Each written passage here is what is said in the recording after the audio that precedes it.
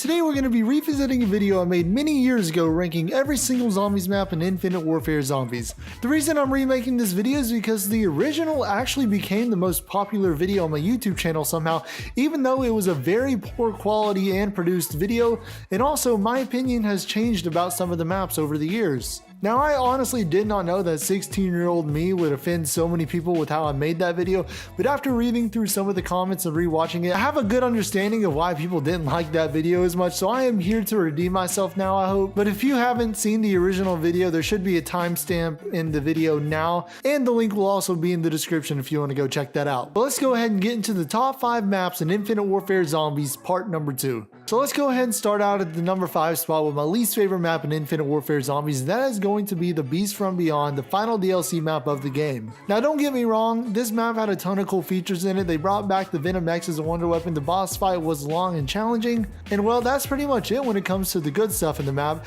There was not really a wow factor to the map or an epic conclusion to the series. The start of the map was always the most rough thing for me, and it's personally my least favorite part of the Zombies map. There was no fun with being bombarded with cryptids until you turn on the power and get the head of the robot. And so many content creators and people in general have gotten infuriated trying to pass the early rounds of this map. Overall, this map is definitely my least favorite of all the maps, and I hope they never do anything like it again with how you start in this map. Going down to my number 4 spot, contrary to my original video, I am going to put Attack of the Radioactive thing. Now in my last video, I put this at the number 2 spot for being one of my favorite zombies maps, but after putting some more thought into it, it may not be as good as I was thinking. Now, one of the things I do praise about this map is the openness of the map and how big it is. It feels like an open world experience almost because of the size and openness, and I love that feeling. But with this map being so big, you would expect there to be a bunch of challenges or in-game side quests to unlock cool things, cool wonder weapons, and just overall just a ton of stuff you can do in the map. But that really was not the case at all when it came to Attack of the Radioactive thing. There was hardly anything to do except look for parts to build devices for the Easter egg. Even though I really did enjoy the Easter egg and building the bomb on this map to kill the radioactive thing, using chemistry in zombies was a really cool feature, but aside from all that, there just really was not much to this map. It had an underwhelming wonder weapon, the Krogs were just meh, and had a very bad spawn rate, and overall, I think this is the second worst zombies map in Infinite Warfare Zombies after the Beast from Beyond. Now moving down to the number 3 spot, I am gonna have to put Shaolin Shuffle, and I would say overall for the community, this is definitely a middle of the road map. I remember one of the funniest things was my first time ever playing this map and not being able to find the power switch because it blended into the wall with the colors. But aside from that, let's talk about the map as a whole. One of the first things about this map that was a huge turnoff is the process for Pack-a-Punch, which was super seriously not new player friendly at all, and that actually is a very important part of the zombies experience. I personally believe that players should be able to load into any zombies map and have some sense of direction as to how to start the Pack-a-Punch process, whether it being quotes or in-game signs showing directions or clues on how to start opening Pack-a-Punch, but Shaolin did not provide any of these things. It required 3 parts, with some of them having over 5 locations, and one of them was also in a completely nonsensical part, and you wouldn't even know if you were next to one of the parts because it doesn't say hold square to pick up part. You just kind of had to play a guessing game and hold square on random items and hope that you would pick something up. I mean, if I had never looked up the tutorial on how to do Pack-a-Punch on this map, I would have never thought to look under a perk machine for a Pack-a-Punch part, and a new player for sure would have never found it. Now as for the wonder weapons, they were very different with the karate and the kung fu skills, but they were also underwhelming in my opinion. As much as I love doing karate on zombies, the process to get the wonder weapons or the karate kung fu, whatever you want to call it, it had no reward feeling to it. All you had to do was really turn on all the power and you would have it by round 5.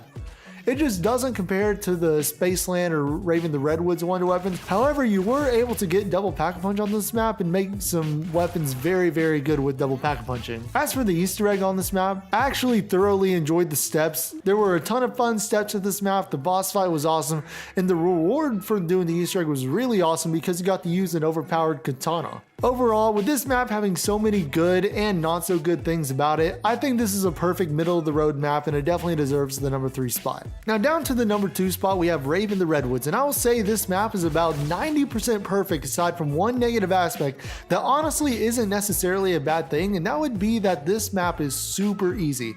It's easy to get Pack Punch, it's easy to do the harpoon gun mini quest, and it's easy to do the main Easter egg quest. But while all these things are very simple to do, they are also a ton of fun to do. I absolutely love the setting of the map. Spawning in and grabbing a melee weapon to start out was an awesome thing to do, and it was so different from many other zombies maps. I love that instead of having your regular Pack Punch, you're also able to upgrade it to do the double Pack Punch similar to Shaolin Shuffle. And you could have some insanely awesome weapons along with one of the 4 harpoon gun upgrades, and you could have some insanely awesome weaponry with the double Pack Punch along with one of the 4 harpoon gun upgrades that were all unique in their abilities and were super fun to use. And although the Easter egg was short and easy, it leads you into a challenging boss fight and probably one of the best boss fights in zombies history. It's very different from the other boss fights, as I believe it's the first or second boss fight that had many different stages to it. And overall, despite this map being overall an easy map, it was always a fun experience to play and go for high rounds on, and it's definitely my second favorite zombies map in Infinite Warfare. Now down to the number 1 spot, my favorite zombies map in Infinite Warfare. I'm sure it's not a really hard guess,